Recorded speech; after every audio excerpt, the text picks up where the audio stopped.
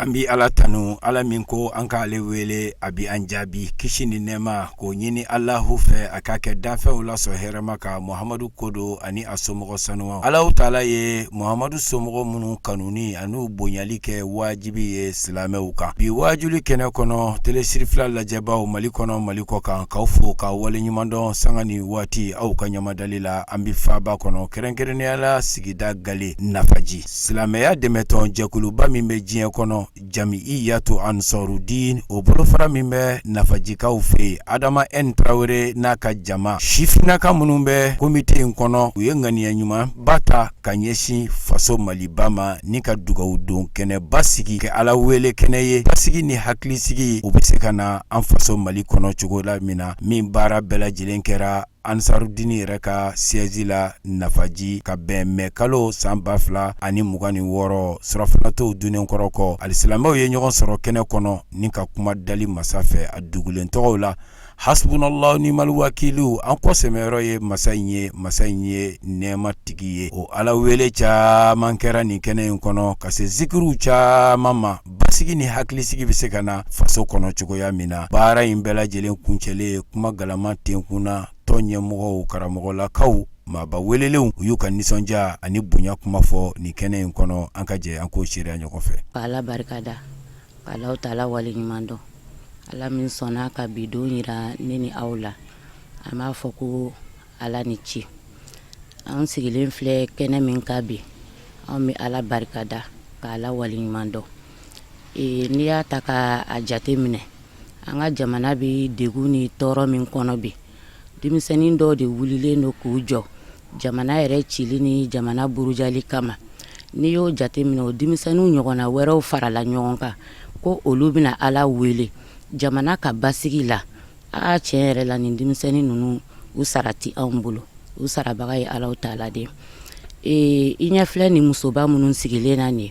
anw ye réunion kɛ bi fɔ 17 heures ka laban ka wuli ka bɔ réunion kɛyɔrɔ la u ka t'u ka labɛnw sabati ka laban kana bɛn ni dugawukalan ye mun kosɔn ko an bɛna Ala wele an faso ɲɛ faso wɛrɛ foyi ti anw bolo ni Mali tɛ anw ti fara mɔgɔ kan ka an faso ci anw bɛ fara mɔgɔ de kan ka an faso jɔ wa an sigilen filɛ kɛnɛ min kan ni denmisɛnnin ninnu minnu filɛ nin ye wallahi an bɛ Ala wele ka dugawu kɛ u ɲɛ ka laban ka dugawu ɲini u fɛ ni musoba minnu sigilen filɛ nin olu de bangena nin denmisɛnnin ninnu na i b'a sɔrɔ ni muso ninnu ɲɔgɔnna wɛrɛw bɛ yen olu de ye tiɲɛnikɛla ninnu bange i y'a dɔn n'i y'an ta k'an da ɲɔgɔn kɔrɔ kelenw tɛ dɛ ali anw ni tiɲɛnikɛla ninnu ba bila siɲɛ ta la u tɛ se ka anw bi siɲɛ ta la wa anw ti mɔgɔ si dɛmɛ ka an faso ci ni mɔgɔ mɔgɔ wulila k'i bɛ anw faso ci dangani min ka di anw ye anw b'o o de da i kan ali bi an bɛ Ala wele Ala k'an ka jamana Ala k'a basigi k'a kolo suma ni muso ninnu k'u fo hali sisan k'u wale ɲuman dɔn k'u barikada u ye baara min kɛ nin ye bi wallahi u ka cɛsiri yɛrɛ kama diinɛ baara la anw sigilen b'a kan nin dugawu a kelen a tɛ bi an b'u fo k'u wale ɲuman dɔn k'u barikada u sigilen filɛ ni disa min ye nin n'o ye Fatumatu Zara ye o musoba in yɛrɛ bonya n'a barika kama a ŋaniya yɛrɛ kama Ala k'an ka jamana Ala k'a basigi Ala k'a kolo suma karamɔgɔ n'a ka denbaya Ala ka kisi ni tanga caman k'an ye an yɛrɛ n'an ka denbaya Ala k'an kisi Ala k'an tanga an ka taabaw Ala ka hinɛ u la Ala ka yafa k'u ma Ala ka tasi bila yɔrɔ ɲɛ kira kanu kosɔn karamɔgɔ yɛrɛ bonya kama sɔla Ala nabi an bɛ Ala tanu ka Ala wale ɲuman dɔn ka Ala barikada lahalaya bɛɛ kan ka kisi ni nɛɛma ɲini a ka kɛ Muhamadu Rasululahi kan a n'a somɔgɔ sanumanw a n'a ka sahaba gɛlɛnw minnu ma janfa a balolen a somayɛlɛmalen minnu tora a kɔ a ka denbaya kɔlɔsili la ya rabbi nin denbaya sanuman ye ala k'an nafa n'o barika ye an bɛ ala fo kumana min na an y'an yɛrɛ ye nin kɛnɛ ninnu kɔnɔ yɔrɔ dɔw de bɛ yen waati dɔw de bɛ yen lahalaya dɔw de bɛ yen dugawu bɛ jaabi n b'a jigiya an ta ye a bɛɛ lajɛlen b'o kɔnɔ sabu ala ye kale su 10 min na an bi a kɔnɔ seliba kalo an bi a su 10 kɔnɔ o ye musajabu waati ye ka tila ka dugawu yɛrɛ kalankun lajɛ k'a kalanbaw lajɛ i b'a dɔn ko ala bɛ nin ko in na a kun ye jumɛn ye ko ka basigi ɲini ka hakilisigi ɲini ka na dugu la dugu min maa dɔw wulilen don ka jɔ ka tasuma don a la a kɛbagaw sifinw don ka tila k'an ka dugawu kalan in ka hakilina taba sifinw de don o la an jigi ka ɲi k'an fa fo k'an karamɔgɔ fo k'an kɔsɛmɛyɔrɔ fo k'an ladilanba fo k'an wasaba fo kunu bi a seyidu sharif usman madana haidara jamakulu dɔ bɛ ɲa sigida la nga aw sigira cɛ min tɔgɔ la a kɛwale bi aw malo an ta ye makɛti an sigilen don sigida la an wasalen don karamɔgɔ tɔgɔ la karamɔgɔ min yɛrɛ wasalen don ni a yɛrɛ jogo ni a kɛwale an bɛ cɛkɔrɔba in fo a jɔra mali ye a ye mali doni a ye mali ko kasi a hamina ni mali ye a y'a ka dɔnni di ka maliyɛn denw dilan a y'a ka nafolo di ka mali basigi k'a ka kɛnɛya di mali ka hakilisigi sɔrɔ o la an b'a fo nin kɛnɛ in an kɔrɔkɛ bi yan an ka président bi yan an karamɔgɔ bi yan Bɔkari Sidiki Bayini Kulibali ale de ye kɛnɛ in tigi ye ale de y'a kuma tigi ye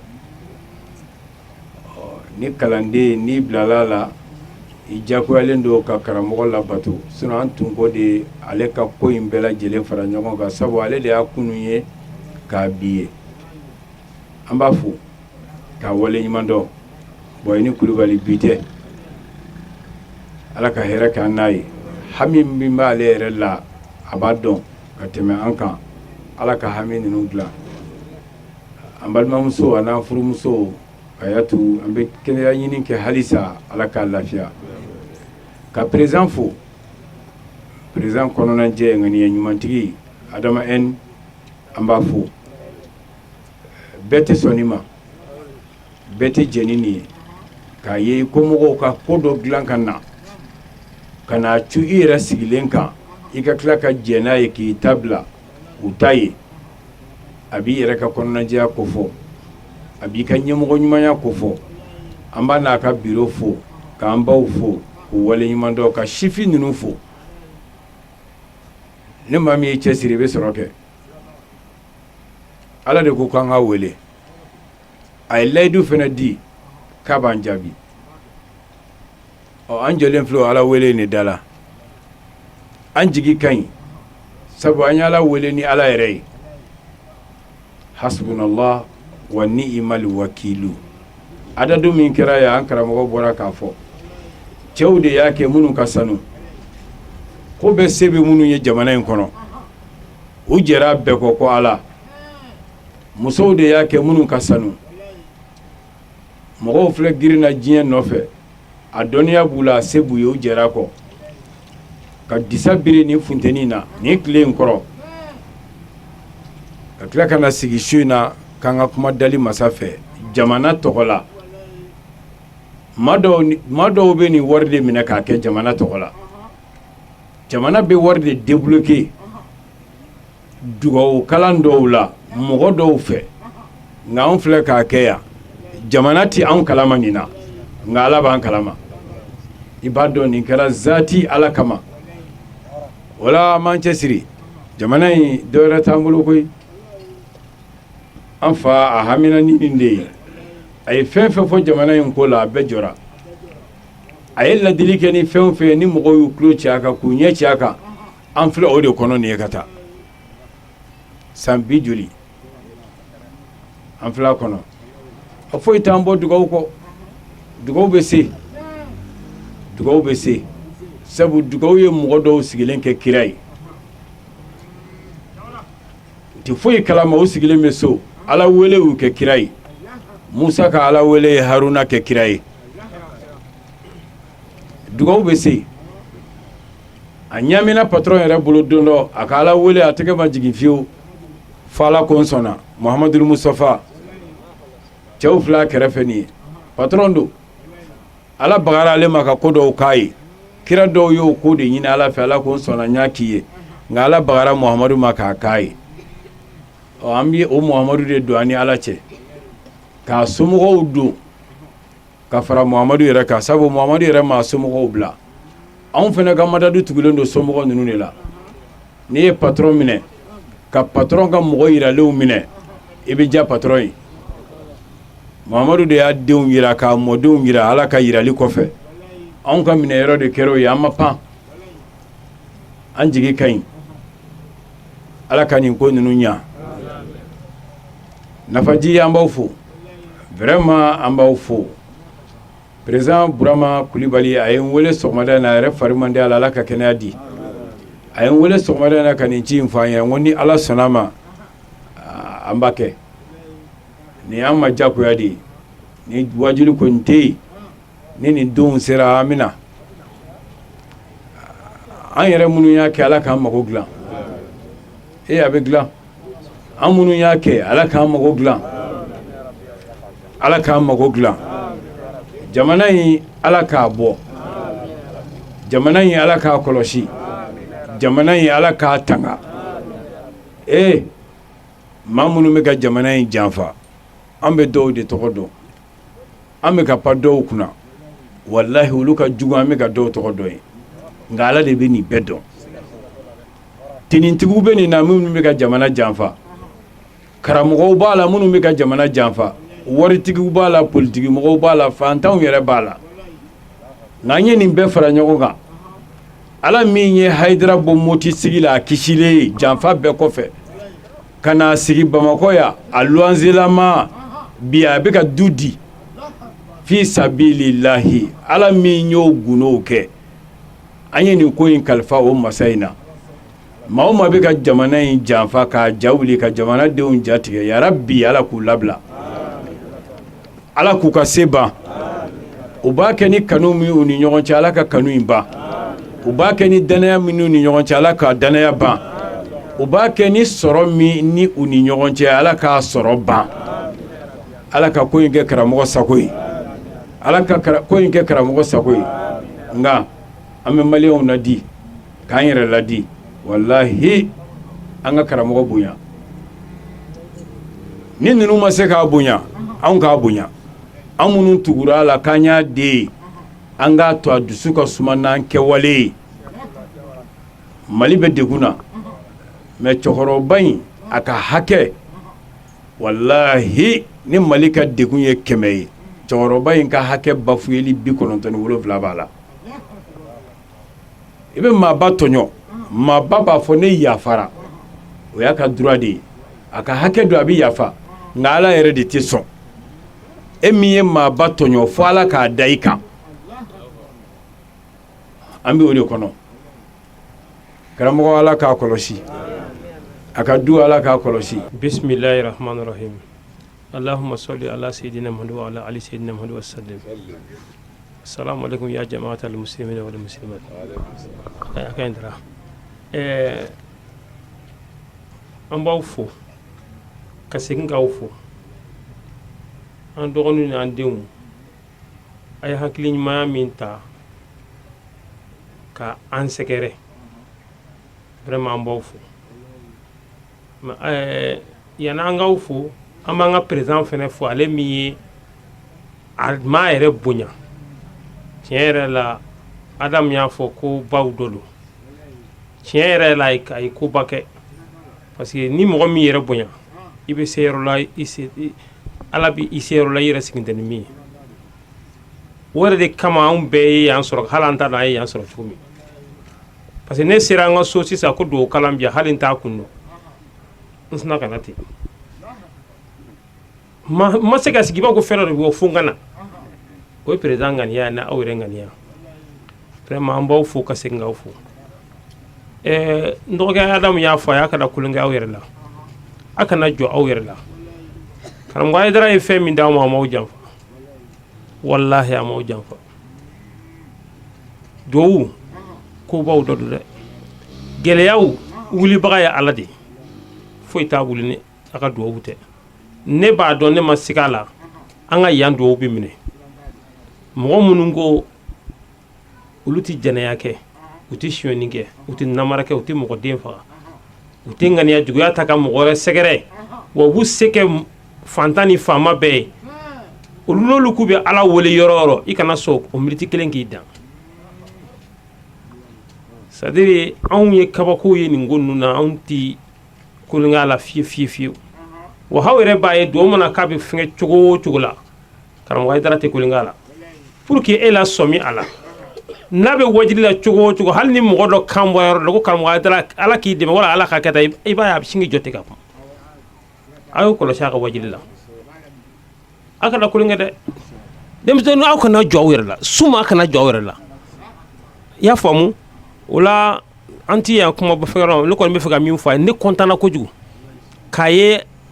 aw bɛ fɛ ka sigi yan ka an ka ala wele an yɛrɛ ye tiɲɛ yɛrɛ yɛrɛ la nin ye kabakow dɔ ye ala n bɛ n ta fara n denw ni n dɔgɔninw ta kan ani silamɛmusow ta kan ani an ka ɲɛmɔgɔ ŋaniya kan ala n'a sɔrɔla Serifu Usumani Madara Hayidara nana Bamakɔ yan a ka lasirikan de la ka mɔgɔ dɔw bɔ wale jugu la ala n'aw sen jɛla o bolo jɛla ala ma fɛ i kana an bɔ yan ni haminasi ye f'i k'a minɛ ala ne y'a ye mɔgɔ bɔra fo Faransi kana yan nɔ kana wari di kamalen ma k'a fɔ ko a ka hakɛ to ko mɔgɔ b'i la ne yɛrɛ tigilamɔgɔ n'a taara ɲɔgɔn fɛ a kun y'a invité ka taa yɔrɔ min na an sera yen na ko ala fo muso b'a bolo kun ka ferefe a ye diɲɛ fɛn bɛɛ k'a ye ko aw ka hakɛ to a ka jɛ ale fɛ dɔrɔn a bɛ nafolo si bɛɛ d'a ma a y'a to ko n bɛ nin to yen ala kama ala n'a sɔrɔla o kɛra karamɔgɔ Hayidara kama ala n b'a ɲini i fɛ ala i ka an ka duwawu ala i k'a minɛ ala aw y'a ye mɔgɔw ye nafolo caman tɔmɔ u ma sɔn k'a dun u y'a segin a tigiw ma ala aw y'a ye mɔgɔw gɛrɛu ka juru caman kɔ mɔgɔw la karamɔgɔ Hayidara kama mɔgɔw ye mɔgɔw ka nafolo suyɛnen ka taa segin ka taa karamɔgɔ Hayidara ka kuma kama mɔgɔw sɔnna u musow kɛlen k'u janfa walima u cɛw kɛlen k'u janfa ka jɛ a kɔ ala kama ni karamɔgɔ Hayidara ka kuma ye ani mɔgɔ minnu sɔnna ka u ka kɛlɛw ban karamɔgɔ Hayidara kama ala n'a sɔrɔla o kɛra ala an b'a ɲini i fɛ ala i kana an bɔ yan f'i k'an ka duwawu minɛ ala Ibrahima janfara ka mɔgɔw fɛ a fililen kɔ tasuma la y'a yɛlɛma ka kɛ nɛɛma ye ala o kɛra ni gundo min ye ala e de b'o dɔn ala Mali janfara ala an b'a fɔ i k'a yɛlɛma k'a kɛ nɛɛma ye ala Ayuba banana ka bana kɛnfɛseya la k'a denw n'a ka nafolo k'a bɛɛ pɛridi k'a ala i tilala k'a segin a ma segin cogo la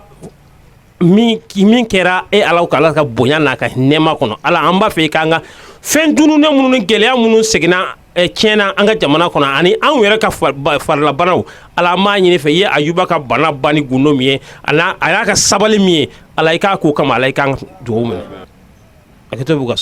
alhamdulillahi rabbil alamin o tɛmɛnen kɔrɔ kɔ dugu jɛlen kɔrɔ kɔ Fatumatu Zahara alakira denmuso sanuma ale tɔgɔla kɛnɛ o sigira nafaji fɛrɛ la wulada fɛ min bonya n'a karama bɛɛ lajɛlen bɛ Hayidara tanti Fatumata Tarawele Zahara kɔrɔba a ye kɛnɛ in sɔrɔ baara in nun donna ni an ka balimatu ba fila ka laseli ye Seyda Jamilatu Danbele fo ka taa se Seyda Mariam Alama kɔnɔ dolo ma an ka jɛ an ka bilasiralikan ninnu lamɛn. Badal silamɛw an bɛ tanga ɲini Allahu subhanahu wa ta'ala fɛ ka bɔ sitanɛ dangatɔ tɔɔrɔ ma. An b'a ɲini ala fɛ Rabbi ala kana nin yɔrɔ di a ma an ka kumaw la ala kana nin yɔrɔ d'a ma an ka sigiw la. ko fa ban sisi ni masa to way masa mi ni ale de ya dam ne ni abala ba masa mi dien ne ma la wole tido lahara ne ma krengre ne tido ko fa me salatu ke ahmadul bashir ka jemen chini ke la here ni noro salati allah subhanahu wa ta'ala ka dum ma ko sampe amma ina ala fa rabbi ala kando akasrona dum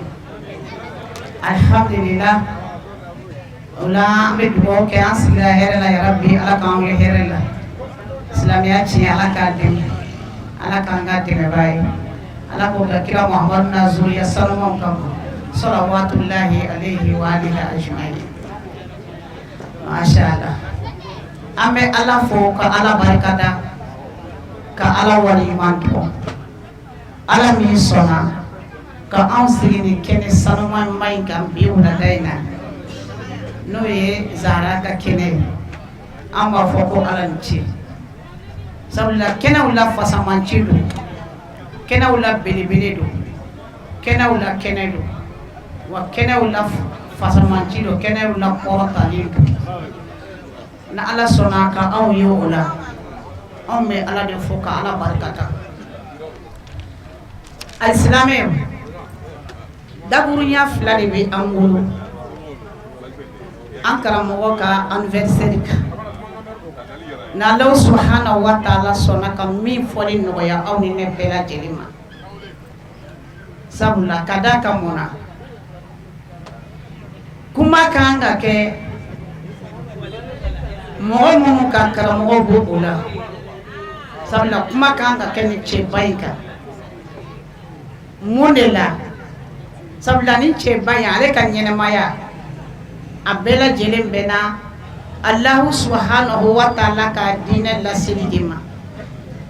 ni cheba inga wuni ka job bela jelem bena aka chesri Allah subhanahu wa ta'ala ka aka chesri bela jelendi adama dom mise ka hol dibi la chonna kula Allah subhanahu wa ta'ala ka siraka mbadiu namanya ka alini chesri bayinge Allah subhanahu wa ta'ala ka dinena al-islamew kuma kanga ke alika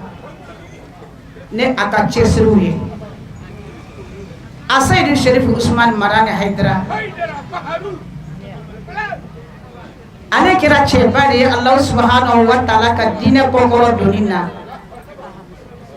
kanyesi muhammadu matoma ale de aka nyene maya bela jeli aya ke Allah subhanahu wa ta'ala ka dine la selila no islamia dine ka lase achiek mungoso adama dum mise ka bo fili baganchiya dibila chogomina ko nyesi kana salama hukumu konnana jama gulu nana ajabi jawla musula kafaraka Allah subhanahu wa ta'ala ka dine la selida ni ye karamo ka baro takalaje mbadeu ibaye karamo e bara bawde ke Allah subhanahu wa ta'ala ka dine na ane nana dine anana ko barakono ka da keneka ka jira auna ko silamaya dine ko ki sigi ko ki ibolo da isenga ko silamaya mana no oyi ko silamaya dine mana ni daka suno oyi ko silamaya dine ko ye chesri de ko ni wuli ka jo onaye ale reka bara bauta ka laje ale re bara munke amaye foti se ka ale ka bara nunu fo ka ba bon ale kera misali de ye silameu ye ale kera misali ye mu'minu ye ale kera misali de ansar jamakulu ye sabula muna ale ba fot mamna ko silamea ye chesri ko dine ye wuli ka joy ko dine ye jijay anya soro obe ale yere de la folo ale ba fot mamna ko silamea ye hine ko silamea ye makari ko silamɛya ye ton damana ye an y'a sɔrɔ ale yɛrɛ de bɛ k'o kɛ fɔlɔ an y'a sɔrɔ baara o baara na ale bɛ k'o lakali anw silamɛw ye an y'a sɔrɔ ale yɛrɛ de wulilen dɔ ka jɔ n'o o baaraba ninnu ye. Tannen kɔ ka barikada sabula an filɛ kɛnɛ mun kan ala tanu kɛnɛ don ala barikada kɛnɛ don kira muhamadu sallallahu alaihi wa alihi wa sallam a ka cidenya sara de ye k'an ka bɔnnaw kanu o la ni ni kɛnɛ ninnu de ye an bɛ kira bɔnnaw dɔn ka tila k'o kanu dɔn ka tila k'o nɔfɛtugu kɛcogo ɲuman na ala k'a nɔgɔya an ye. Kɛnɛ in sigilen don an ba Fatima Zahra alayha salam ale tɔgɔ la ni an ba ka laɲini ye tanti Fatumata Tarawele Madamu Haidara n'ale yɛrɛ Zahraw tɔgɔma ye an b'a fɔ k'a barikada a ka cɛsiri n'a ka wulikajɔ la k'an ba bɛɛ lajɛlen fo a tɔgɔ la Sirifula duba kɔnɔna na halisa ala ka an n'u fanga se. Kɛnɛ in sigira nafajikaw fɛ u ka karamɔgɔ hakilina labato kama sabu n'i y'a ye ko Zahra an ka se k'a kanu jɔn de ye an ladɔnniya a la ko jɔn kana yɛlɛ sababu kɔ ka t'i toro kunnadiya kan a se de Sherif Usman Madani Haidara ale de ye silamɛya in faamu k'a baara ka tila k'a laɲini ko diɲɛ mɔgɔ ka se k'a faamuya yaasa an bɛɛ lajɛlen bɛ bɛnsema sɔrɔ an ka ɲɛnamaya in kɔnɔ ka tila ka alikiyama sɔrɔ a ɲuman na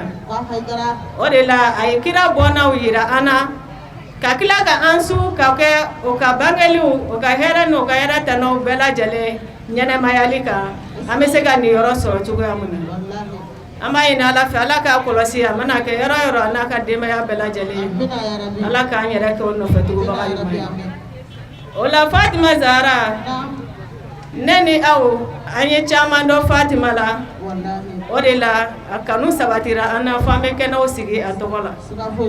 mɛ n'an ye Fatima Zahra lajɛ alayha salam bi an bɛ fɛ ka kuma jumɛn de kan kayfa tarabbati Zahra fi kanfi abiha hatta sarat imra'atan azimatan hatta yaqulu laha ummu abiha. Zahraw ye lamɔ sɔrɔ cogo di ka bonya sɔrɔ fo ka kɛ musow kuntigi ye ka na kɛ alijinɛ kɔnɔ musow fana bɛɛ kuntigi ye fo ka na fa baya jɔyɔrɔ sɔrɔ o la muso bɛɛ tɛ ni jɔyɔrɔ sɔrɔ baya jɔyɔrɔ ka bon kosɛbɛ mɛ Muhamadu alayhi salam ale yɛrɛ de y'a denmuso wele ni nin tɔgɔ ye ko Ummu Abiha. An y'a kanu mun na ka kuma lamɔ kan o de ye Zahra n'i y'a ye ale kɛra musoba ye a bangena a musobalama a bangena a kɔrɔtalen mɛ ka se k'a ka musobaya tɔ sankɔrɔta a fa de ye o sira don a kɔrɔ ka kuma an bibaw fɛ ka fara an faw kan kɛrɛnkɛrɛnnenya la lamɔ denmusow ta fanfɛla la faw ka ba don a la kosɛbɛ ka fara an musow ka yaasa an bɛ se k'an se yɔrɔ sɔrɔ cogoya min n'a ye Zahra lajɛ alayha salam a bangena ka bɛn wagati min ma wagati gɛlɛn kun don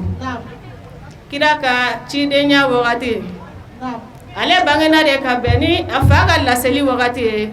fa ka labɛnkafɔ wagati ye a bɛ se ka diɲɛ mɔgɔ bɛɛ lajɛlen lasɔn cogo min na ka ala yira o la a bɛnna n'o wagati de ka tila ka na bɛn ni wagati ye wagati mun n'a kɛra gɛlɛya ye silamɛya kan kosɛbɛ kɛrɛnkɛrɛnnenya la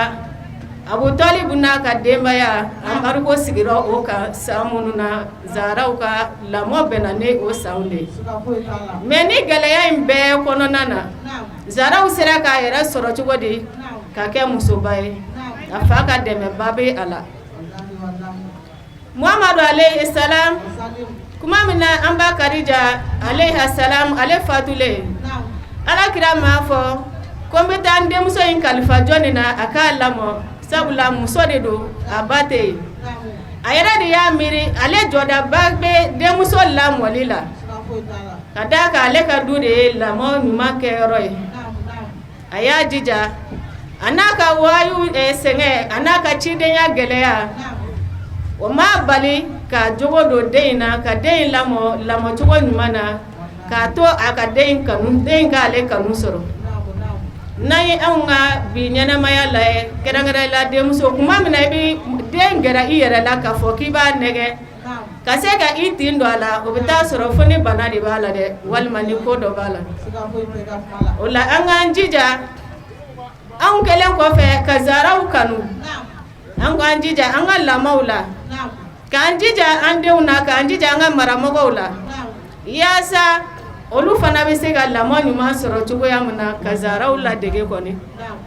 zaraw de ye alijinɛ kɔnɔ musow la kuntigi ye e ni ne an y'a kanu o de kama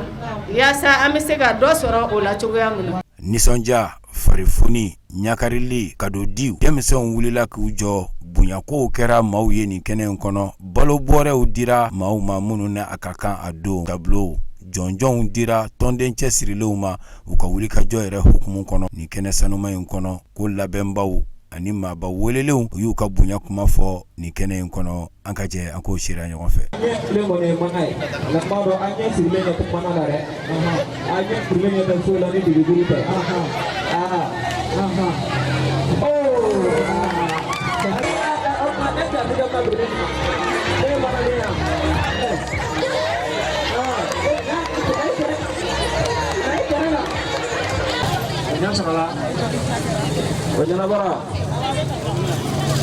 Alhamdulillah, donc fini tigo kuba kere. Mama kita ka zara, ndia kuba ka zara.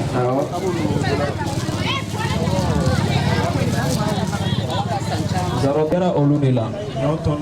N'aw tɔnu olu bɛɛ dira malo tɔnu siga foyi t'a la. O la nafaji ansaru a ka kan olu b'u sen da u karamɔgɔ n'a somɔgɔw sen na dɔ la. Nin bɛɛ dira Fatumatu Zahra bonya de kama. Min don nin yɛrɛ olu de la. Ala fɛ ɲɛ da o da nin sɛbɛn kan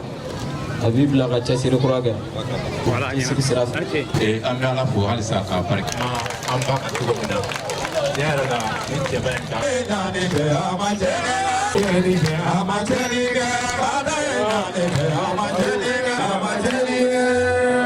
An bɛ nabaga bɛɛ lajɛlen fo ni an ka présidente dalanɛ n'o ye Seyida Aminata Jara ye.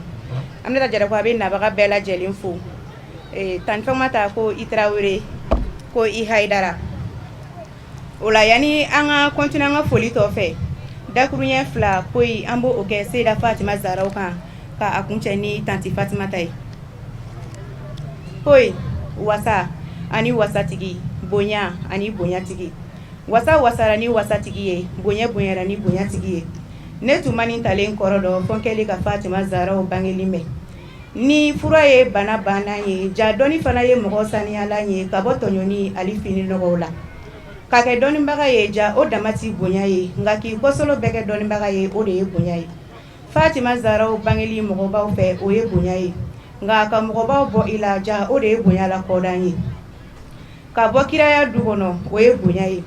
nka ka muso kuntigiya marataba sɔrɔ alijinɛ kɔnɔ Fatima Zahra bɔra i kɛwale ani ka ala ɲɛsiranya la. O de y'a to kabi Imam Ali Hassan Imam Ali Hussein fo bi Fatima Zahra nɔrɔ ma ban e ka so yele ma duga e ka so wasa ma ban e ka so. Ni ji kɛra saniyalikɛla ye Fatima Zahra e bangeli kɛra saniyali diɲɛ bɛɛ lajɛlen ma k'an musow bɔ jɔnya la k'an denw bɔ dangadenya la k'an cɛw kɛ ladiriw ye k'an masaw kɛ hakɛ kɔlɔsilaw ye. O de y'a to an fa ani an karamɔgɔ ni an ɲɛ jɔyɔrɔ a Seyidi Sherif Usmani Madani Hayidara ale an ka hakɛ kɔlɔsi ni baɲuman sugantili anw ye ni o ye Seyida tanti Fatima Tarawele ye. Tanti Fatima min kɛra waliden 4 ani yɛrɛden 4. Tanti Fatima min sabalilen don fo Ala yɛrɛ y'a dɔn ko a sabalilen don. Tanti Fatima min bɛ hinɛ fo Ala yɛrɛ y'a dɔn k'a bɛ hinɛ. Tanti Fatima min ye a cɛ dɔn k'a sutura k'a barika ɲini. Tanti Fatima i Tarawele fo Ala kun ka nin kɛ. An b'a ɲini Ala fɛ Fatima tɔgɔ aw bɛɛ lajɛlen joyeux anniversaire. O la yani an ka bɔ an ka kuma kɔnɔna na ko in kuma jani nin ye komi wagati korona o kama an y'a tigɛ sabula mɔgɔw sigilen mɛnna dɔɔni.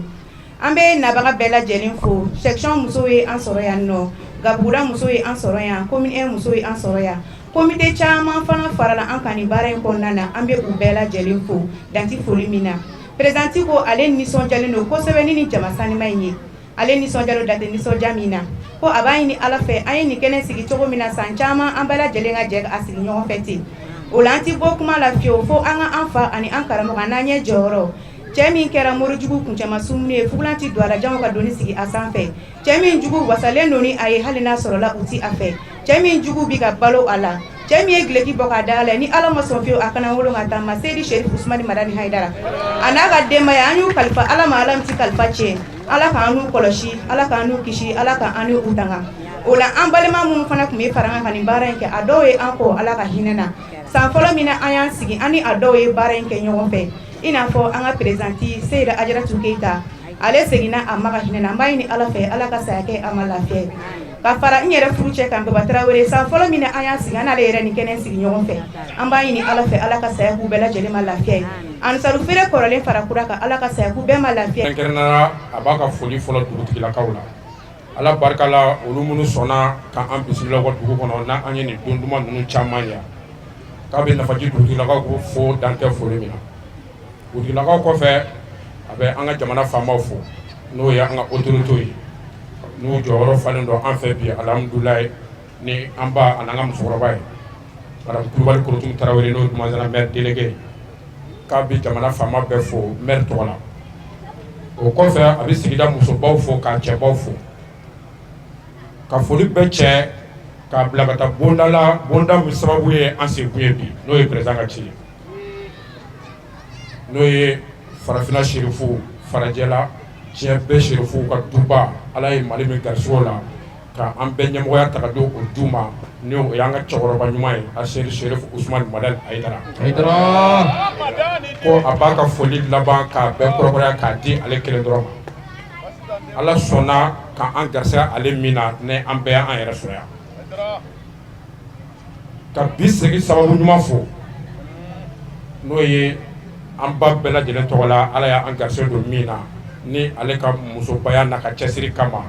ni ɲɔgɔnna bi kɛ diɲɛ jamana bɛɛ kɔnɔ alhamdulilayi an bɛ don min na ko bi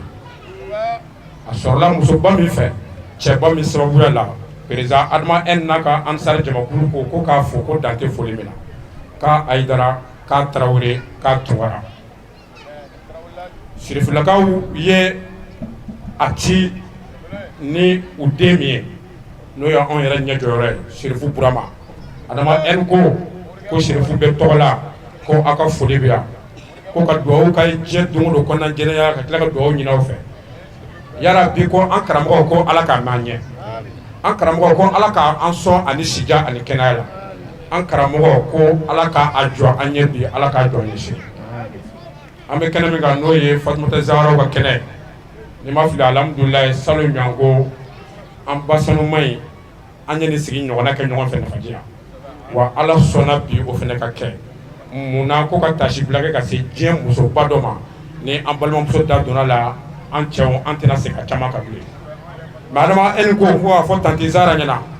ko olu bi seereya ko kuma min fɔra Rasulu denmuso ma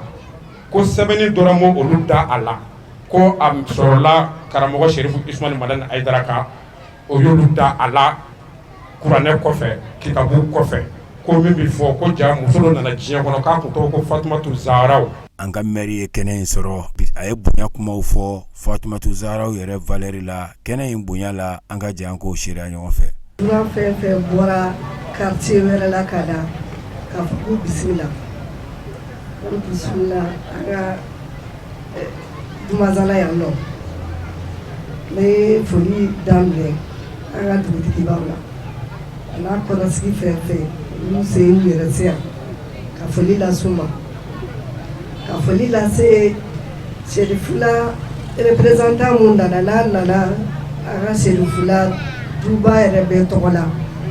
ka foli lase a ma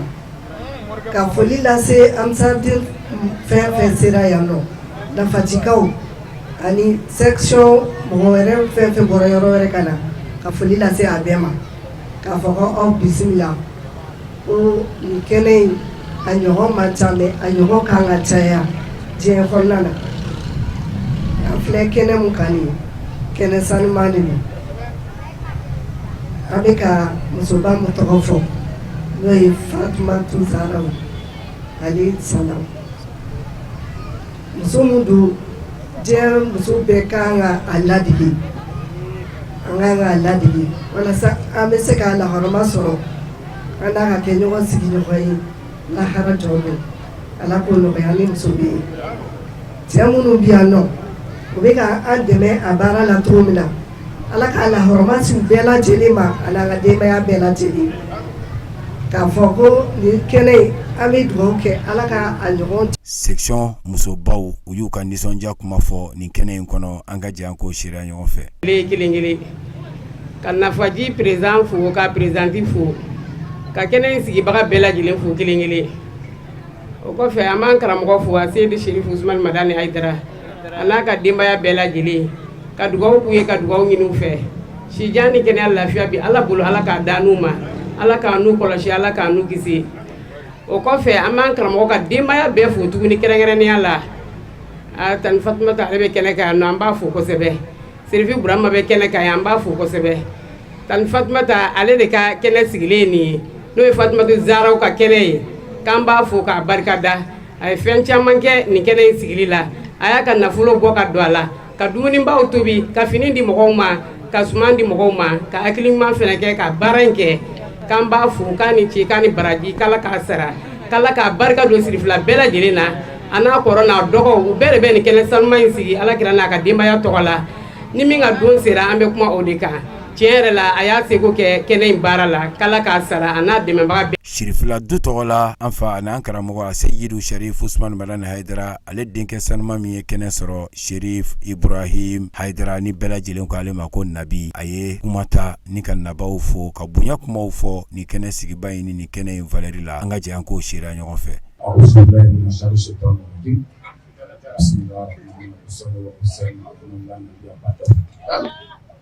Ya ikhwani fi din hadi tahiyat Islam.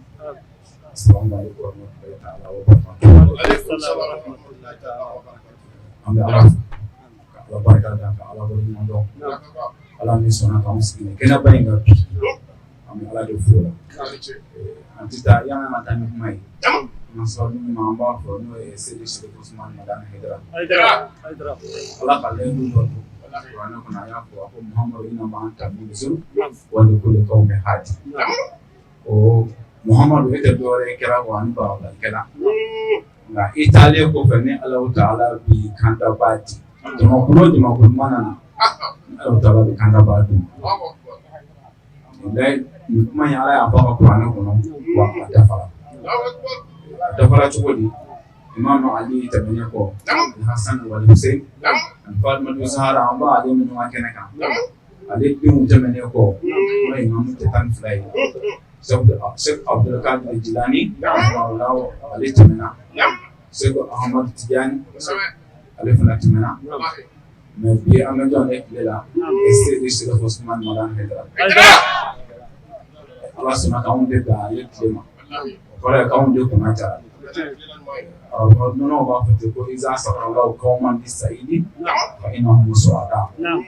ko ni ala ya jama ko karaba ko nan di doy ko o jama ko du de ko najara man amba ko kaun de ko najara wa amle ni o misali do kene kan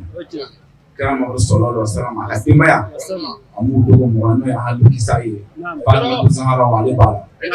mais mo mu ni o do ya fosiki ke da ro bro Usmane Madani mama ali Fatima Zahra yɛrɛ sa cogo a ma dogo mɔgɔ la ko a kɛra cogo cogo bana kɔni ma minɛ a yɛrɛ ma ten k'a sara min bɛ fɔ ko dɔ de kɛra a la ko bana de y'a minɛ a sara o de la a sara a kan mun kama ko ala ka diinɛ ani kira ka diinɛ lasigi olu ka degun bɛ sɔrɔ o fɛ an karamɔgɔ Seydi Sherif Usmane Madani Haidara anw kɔni y'ale ye ko minnu tɛmɛna Mali kɔnɔ yan ani Mali kan an y'olu caman mɛn wa an y'a caman kɛ an ɲɛna faama so tɛ yen nɔ a ma taa yɔrɔ min na maa ka jo t'a la ani maa ma jɛ ɲɔgɔn an ma k'o ma ɲɛ a ma taa maa kelen mɔgɔ tɔgɔ maa ye mais pourquoi nin bɛ tout ça parce que ni mɔgɔ min laada min ye kira sɔrɔ ani laada min ye kira somɔgɔw sɔrɔ n'o ye n'i wulila kuma o kuma k'i bɛ diinɛ lase fo sitana k'a fɛ k'i la de o degun de y'a sɔrɔ wa u b'a kun fana nin kɛnɛ in na kuma t'anw bolo musoba minnu ye nin kɛnɛ in sigi an b'u fo k'u barikada n'o ye nafaji musow ye silamɛ ye kunu fa bi a sinsinnen don Ala sɔnna ka a sinsin bere kɛ musow ye wa u y'a minɛ fana hali ni mɔgɔ dɔ bɔra ka kalima da sisan i b'a sɔrɔ musow bɛ min bɔ ka taa cɛw ta nin kɛnɛ in kan musow ka taa ni cɛw ye kɛrɛnkɛrɛnnenya la an b'a baw bɛɛ fo Tanti Jara Tumara ani Tanti Mada ale min ye Fatumata Zaharaw ta ninnu tanuni a ka dɔgɔ anw da ma an b'a fɔ dɔrɔn k'u ni cɛw ka lamɔgɔ ɲuman na sabula an bɛ Mali de kɔnɔ Bamakɔ an b'a dɔn ka micro minɛ k'i sigi a ye suyɛni to a ye jɛnɛya to a ye namara to fo e yɛrɛ lamɔ cogo de ka ɲɛ hali na u b'a dugukolo la nka olu denw ka se ka micro minɛ k'u sigi ka diɲɛ bɛɛ wajibi an karamɔgɔ CDC Ousmane Madani Haidara a bɛ cɛman n'a musoman fara ɲɔgɔn kan n'a fɛn fɛn micro minɛ a bɛ kɛ i n'a fɔ karamɔgɔ yɛrɛ de don o bi cɛkɔrɔba bɛ tiɲɛ fɔ cogo min na o fana b'a fɔ ten mɛ mɔgɔ si m'u le o kɔrɔ ye ko tanti ninnu de jɔra so kɔnɔ an fa kɔfɛ telegilana bɛ Daramani Kulubali ale ye mɔgɔkɔrɔ cɛkɔrɔba dɔ ye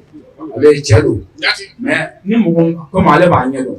an karamɔgɔ ka kalo kelen dafa Bamakɔ a ma taa tourner na yɔrɔ dɔ la ka taa kalo caman kɛ yen o ka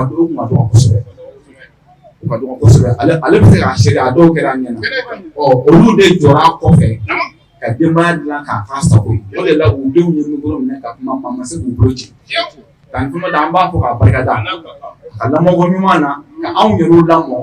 ka tila k'an denw lamɔ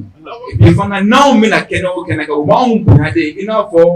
u den de tɛ anw ye so kɔnɔ o kɛnɛ ma o ayi n'i ye fɛn o fɛn ɲini o fɛ ko ne mago bɛ nin na o bɛ n'a fɔ a pɛrɛnnen don ka o de di e ma an b'a fɔ k'a barikada a ka ɲumanyaw na a caman minnu hali an tɛ se k'a lakana wa ka tila ka wuli k'i jɔ ne nin fɛn ba ɲɛ fana a ka wari de bɛ don a la ale bɛ min labɛn nin ka dɔgɔ o kɔrɔ kojugu ale ka wulada kelen la miliyɔn caman de bɛ don a la miliyɔn caman fi sabilillahi Ala kama a tɛ tɛmɛ ɲinan na a tɛ foyi ɲinan na fo Ala ɲɛda o de la ne ko ni Ala ye Jamakulu Karaba mɔgɔ kunnadiya ko anw de kunna jara sabula an karamɔgɔ ye fɛn fɛn fɔ a da la ka denbaya y'o wale k'o yira anw na hali min bɛ an yɛrɛw bolo sisan o de ye k'a minɛ ka baara kɛ mais a ye kuma dɔ fɔ sisan ko Basi Tarawele sɛgɛnna Ala bi Sɛrifu Usumani Madani Haidara ɲɔgɔn de di Basi Tarawele ninnu ma o ye Ala ka nɛɛma de ye o ye Ala ka nɛɛma de ye a min ti cɛ fiyewu silamɛya ko t'a la kafiri ko t'a la min mɛnɛ bolo dɔrɔn ka o fɔ musow ye o ye jumɛn ye o ka sabali dɔrɔn n'i ko mɔgɔ ma ko sabali mɔgɔ fila bɛ ɲɔgɔn na e ko dɔ ma ko ka sabali o kɔrɔ ye e ko i ta de ye tiɲɛ ye sabali sabula anw cɛw filɛ nin an bɛ muso furu fo 4 mais a mɔgɔ min tilennen don ka dɔgɔ kojugu min ɲinina e fɛ dɔrɔn ko o sabali ka n'i cɛ de bɔ a sutura a bɛ ka kuma ninnu faamu kɔni a sutura seli bɛ ka se sisan cɛ o cɛ diɲɛ kɔnɔ k'i ye mɔgɔ sɛbɛ ye a ka di cɛ bɛɛ ye i den ka kɔrɔ seli don ka seli fini don ni se b'i ye i bɛ lahiya fa o ka di cɛ bɛɛ mais ni min m'a kɛ o kɔrɔ y'a se de ta ye wa a degun b'ale kan ko ne ma se ka nin kɛ n ka denbaya ye min bɛ se ka o fɔ ale la o ye muso in de ye so kɔnɔ o ye jumɛn ye n'i y'a ye ko tiɲɛ yɛrɛ la waati ka gɛlɛn ne cɛ ma nin waati in na i denw wele a kana se ma fini ko kuma fɔ aw fa ye dɛ a y'a to ten ni min bɛ yen nɔ an bɛ Ala minɛ k'o dɔw la ten ne y'o fɔ den o ma fɛn fɔ cɛkɔrɔba a degunnen don koyi mais ni fɛn ma fɔ a ye o fana bɛ degun ko a la dɔɔnin mais ni fɛn bɔra ye a yɛrɛ ɲɛ b'a la a se t'a ye o ka jugu o fana ka de ka jugu dutigi bɛɛ ma ni e y'o kɛ i cɛ ye k'a sutura k'a dɔn ko se t'a ye k'a sutura i m'a kamana gan k'a sutura ni e yɛrɛ kamana ganna don min na e k'o yira Ala la dɛ ko Ala ne kɔni delila ka n cɛ sutura mais n bɛ se ka mankan cɛ a la n bɛ se k'a tɔɔrɔ nka tiɲɛ yɛrɛ yɛrɛ la n y'a sutura n ye mɔɔ kɛ fɛn ɲuman fɔ furu la ka tobi o kumana Ala ni mako in jɛn ne dɛ hali n'i tɛ silamɛ ye mɔgɔ kelen Ala b'o bila i ye an ye cɛ dɔ ka kisa mɛn muso dɔ ka kisa mɛn musoba dɔ min sɔnna ka sanu ta k'a d'a cɛ ma ka cɛ sutura pour que fadenw kana y'a la nisɔngɔ kan na ne ye kuma in mɛn an karamɔgɔ de da kusa de caman ne y'a fɔ waati kuma kɛ yɔrɔ dɔ la mɔgɔ dɔ sɔrɔla ka numéro min na ko muso in ye den o den bange ko ala ye hɛrɛ k'a bɛɛ nin ye fɛn min ye hɛrɛ de fɛn bɛɛ bɛ muso bolo a fɔra ko muso bɛ taa mɔri fɛ yen nɔ mais muso de min y'a den ye mɔri tɛ ɲɔgɔn min bɛ se k'o ɲɛ muso de b'i den ka so jɔ k'a ban ka kuran da ba la mɔriw ta ye dɔrɔn ka kɔntɛgɛ yira a la kɔntɛgɛ i b'a digi ka yɛlɛ di minɛ i ka so mɔriw ta y'o dɔrɔn de mais n'i y'a mɛn na n ka kɔntɛgɛ di ka yɛlɛ minɛ kuran de bɛ so la donc aw de bɛ so dɔn aw de bɛ kuran dɔn a denw ka so la an tɛ kɛ ni foyi ye fo ka sabali ka furu bato k'a dɔn nin ko in sɛbɛn ne ye koyi mais n y'a to ala ye e k'o kama don i ni ala cɛ n'i kamana gɔnna yɔrɔ o yɔrɔ i k'o fɔ ala hali ni tɛ silamɛ o kelen bɛ bila ye an b'a tun bɛ fɛ ka o de fɔ mais olu y'olu fana ye exemple de n y'o de fɔ olu ye exemple de ye waledenw b'olu bolo de i n'a fɔ olu wolodenw o den tɛ se ka tunu bilen fo ka n'i y'i gulon o la i b'i bɛn ni ale de ye fɛn bɛɛ fɔra an karamɔgɔ ma fɛn bɛɛ fɔra denw ma Mali mais foyi ma tiɲɛ olu bɛ kasi mais dɔgɔ bɛ jɔ olu de y'a labɛn ka ban olu de y'a labɛn wa olu de fana b'a ɲɛmana bi an b'a fɔ ka barikada nin kɛnɛ ala k'an ɲɔgɔnna caya yarabi aw minnu fana fara ɲɔgɔn kan ka nin kɛnɛ in bonya yarabi ala ka n'aw bonya ala k'a barika don a denw na ala k'a barika don a denw na yarabi Mali fitinɛ min b'a kɔnɔ ala k'a tasuma don nin baara sanuma in kuncɛlen an ye kuma galama tenku maaba welelen dɔw la ani ko labɛnbaw la u y'u ka nisɔndiya ani bonya kuma fɔ kɛnɛ in kɔnɔ ka baara in kuncɛ an ka jɛ an k'o seereya ɲɔgɔn fɛ. Nafaji komite la san o san nafajigaw de bɛ fara ɲɔgɔn kan ka famatu zaraw belebele organiser ni o y'an ba ye tan Famata Tarawele ko in bonya bɛɛ bɛ d'ale de ma. Donc sana an bɛ foli kɛ an bɛ nafajikaw bɛɛ fo ka président fo ka présidentu fo ka nafaji komite tɔnden bɛɛ fo u ka bonya an'u ka waleɲumandɔn na an nana kɛnɛ kɔnɔ an nimisi wasara u ye kɔngɔtɔw la dumuni ka diplôme fɛnɛ di kɛnɛ kɔnɔ tɔnden cɛsirilenw ma n'i ye mɔgɔ fo a ka waleɲumandɔn na tiɲɛ na a bɛ courage don ma an bɛ ala deli diplôme yi ala k'a kɛ hɛrɛ ye k'a kɛ wasa ye denmisɛnnin minnu fɛnɛ kɔntana an b'a ɲini ala fɛ ala ka si ni kɛnɛya ni labanko ɲuman di an n'u ma o kɔfɛ an b'an fa fo an'an karamɔgɔ an'an ɲɛjɔyɔrɔ an'an ka kanda tile ale de kɛra sababu ɲuman ye ka nin kɛnɛ in sigi cɛkɔrɔba ɲuman an bɔra ka anniversaire kɛnɛ kan san an b'a ɲini ala fɛ san 71 caman bɛ ala bolo ala k'o kalifa cɛkɔrɔba sanuma in na an b'a ɲini ala fɛ jugu tɛ ban mɔgɔ la ala kana jugu s'a la ala k'a kɔrɔta ala k'a ɲɛ mɛn a n'a ka denbaya bɛɛ lajɛlen na gɛlɛya min bɛ du kɔnɔ ala k'a wuli yarabi an bɛ dugawu kɛ jamana ye ala ka jamana kolosuma ala ka jamana basigi an ba n'o ye tan Famata Tarawele tan Famata bɛ kɛnɛ in mérité Famatu zaraw tɔgɔ min dalen don a la a ma da la gansan karamɔgɔ muso bɛɛ lajɛlen de pɛrɛnnen don ka cɛkɔrɔba in dɛmɛ a ka diinɛ dɛmɛ cogo ɲuman na tan Famata Tarawele an b'a fo a kɔrɔ n'a dɔgɔw bɛɛ lajɛlen ne nisɔndiyara yɛrɛ de tiɲɛ na balo min dira nin ye tan ala ka nin ko bɛ sen na yarabi a ye nin min sɔrɔ Famata zaraw min sababu la ala k'an bɛɛ don a kanu na ala k'an bɛɛ don a lahɔrɔma na san o san kɛnɛ ka nin kɛnɛ in sigi a ka kan bɛɛ lajɛlen ɲɛna si ni kɛnɛya kɔnɔ jamana ala k'a ko suma yarabi sirifɛ ala ka si ni kɛnɛya di an n'a ma a ka denbaya n'a kalifa ala ma ala min tɛ kalifa tiɲɛ ala ko k'ala sɔrɔ sirimu lahɔrɔma sɔli ala rasulu farifoni ye ani nisɔndiyaw ye sabula depuis ni baara in daminɛna an baarakɛlaw wulila su ni tile walasa baara bɛ se ka ɲɛ cogo min o la an bɛɛ lajɛlen de fara ɲɔgɔn kan hakilina kelen kungana kelen n'o ye karamɔgɔ ka laɲini ye walasa baara bɛ se ka ɲɛ an bolo cogo min an b'an ka sabu ɲuman le fo n'o ye an fa ye Aseni Sherif Usman Madani Hayidara ni hakilina ɲuman bɛɛ bɔra ale de la anw m'ale de sina nɔ na o la an bɛ dugawu le kɛ ala ka si ni kɛnɛya labanko ɲuman d'an ma o kɔfɛ fana ni k'an ba tanti Fatumata fo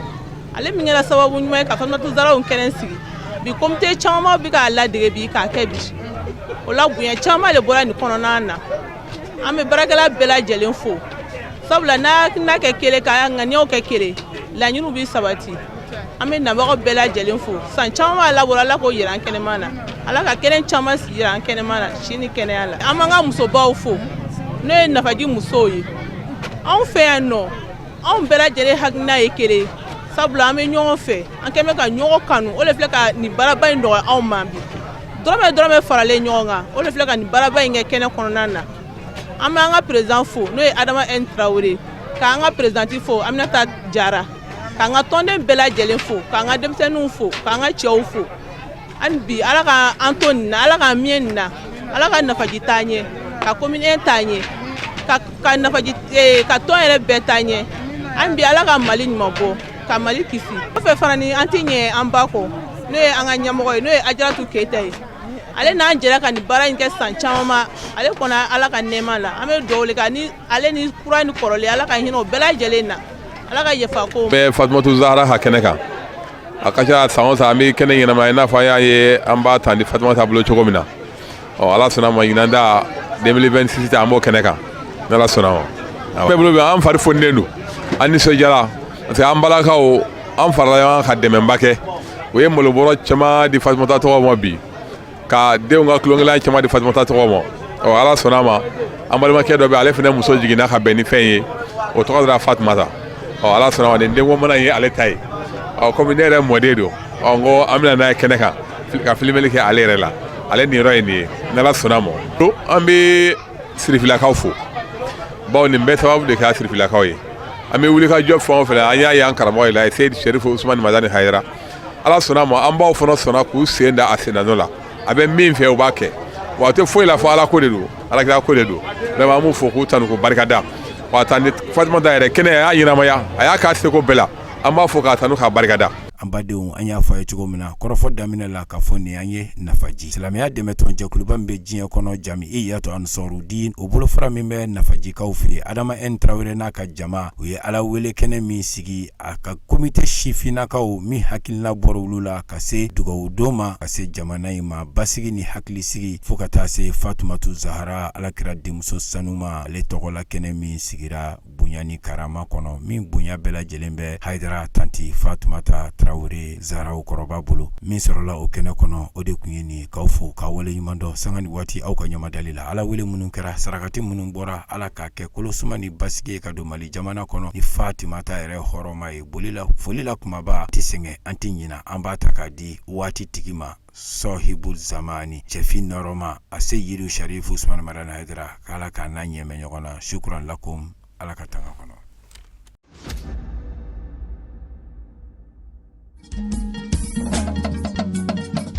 Tinya wilila hangalondi sega tiemi tinya wilila fala ka chideme tinya wilila hangalondi sega tiemi tinya wilila fala ka chideme tinya wilila hangalondi sega tiemi